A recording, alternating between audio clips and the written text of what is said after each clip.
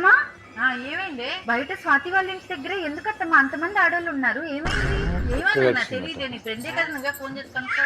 అవును కదా, మర్చిపోయాను, ఉండండి. హలో, ఏంటి మోని చెప్పే?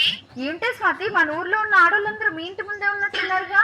ఏమీ లేదే, మా అత్తయ్య చనిపోయారు. అయ్యో అవునా? ఏమైంది? స్వాతి వాళ్ళ అత్తయ్య చనిపోయారంట అత్తమ్మా. అవునా, నా ఫ్రెండ్ చనిపోయింది. అయ్యో. ఇంతకీ ఎలా చనిపోయారు? నిన్న కూడా బానే ఉన్నారు కదా. ఏమీ లేదే, మా ఆయన్ని నేను పప్పి కొనియమని అడిగాను. ఇంకా నేను అడిగాను, వాళ్ళే తీసుకొచ్చారు. అదేమో వచ్చి నన్ను కరిచింది. అది కరిచిందని అత్తమ్మకెళ్ళి చెప్పాను. మరేమైంది? అత్తమ్మ దాన్ని కొట్టడానికి వెళ్ళారు. అదేమో అత్తమ్మని కూడా కరిచింది. నన్ను కరిస్తే నాకేం అవ్వలేదు, కానీ మా అత్తమ్మని కరిచిన వెంటనే మా అత్తమ్మ చనిపోయింది. అవునా?